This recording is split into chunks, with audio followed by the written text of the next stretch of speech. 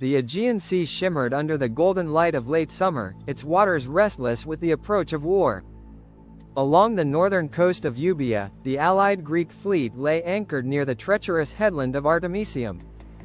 300 triremes, Athenian, Spartan, Corinthian, and others, stood as the last defense against the overwhelming Persian armada sailing southward under the command of King Xerxes. Among the Greeks, the tension was palpable. Themistocles, the cunning Athenian strategist, stood on the deck of his ship, his sharp eyes scanning the horizon. Beside him, Euboea, the Spartan navarch, clenched his jaw.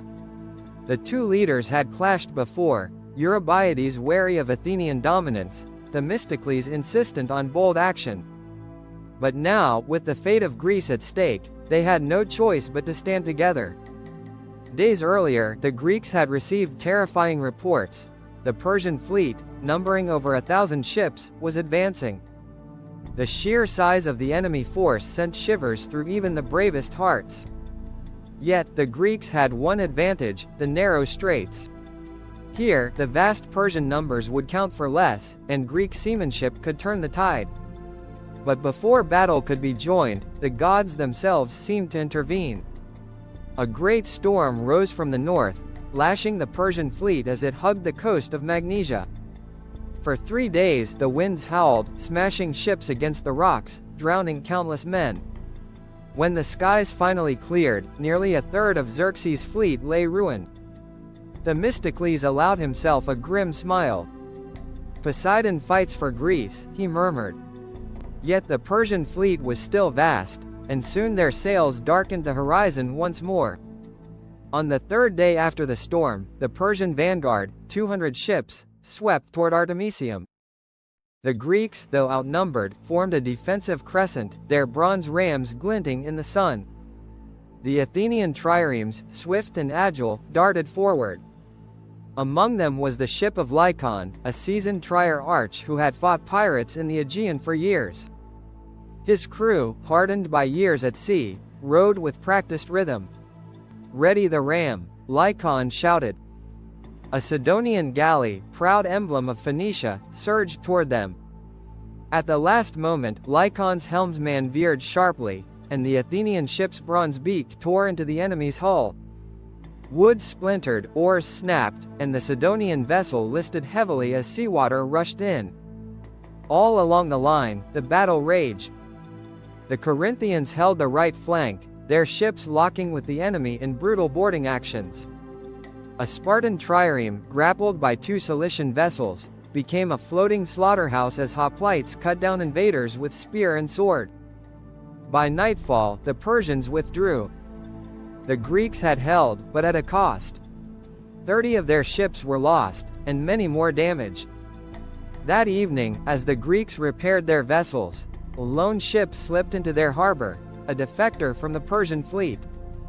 The man, a Greek from Ionia, brought dire news. Xerxes had dispatched a squadron of 200 ships to sail around Euboea and trap the Greeks from behind.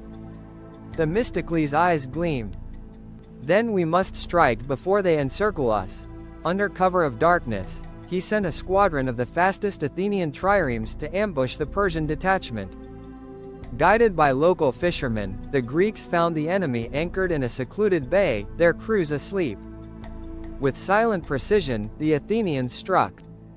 Fire arrows arced through the night, igniting sails and decks. Panic erupted as Persian sailors scrambled in the darkness, only to be cut down by Greek marines. By dawn, the entire squadron was destroyed or scattered.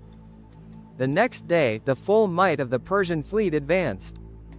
Xerxes, watching from a golden throne on the shore, expected victory.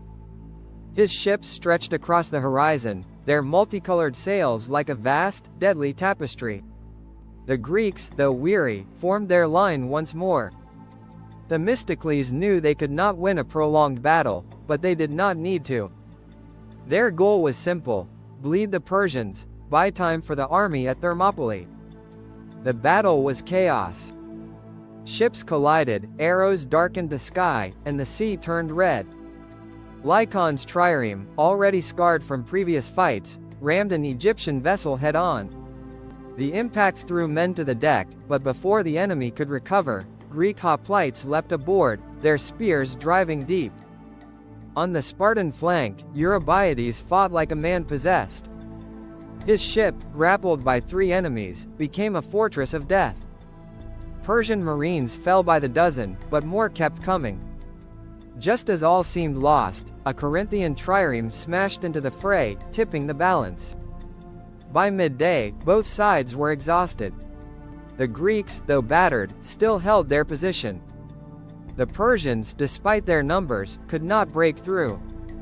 Then came the news: Leonidas and his Spartans had fallen at Thermopylae. The pass was lost. With the land route open, the Persian army would soon march unopposed into Greece. The fleet's position was now untenable. "We have done what we came to do," Themistocles said, his voice heavy. "Now we must live to fight another day." Under cover of night, the Greek fleet slipped away, retreating south to Salamis. Behind them, the waters of Artemisium burned with the wreckage of war. The battle had been indecisive, neither side could claim victory. Yet, the Greeks had achieved their goal. They had bloodied the Persian navy, delayed its advance, and proven that the invaders were not invincible. As the first light of dawn touched the waves, Lycon stood at the stern of his ship, watching the distant fires. He knew the war was far from over. But for now, Greece still stood. And that was enough. The Battle of Artemisium was but the prelude to the greater clash at Salamis, where Themistocles' cunning would turn the tide of war. But for the men who fought in those narrow straits, it was a trial by fire, a testament to Greek courage in the face of annihilation.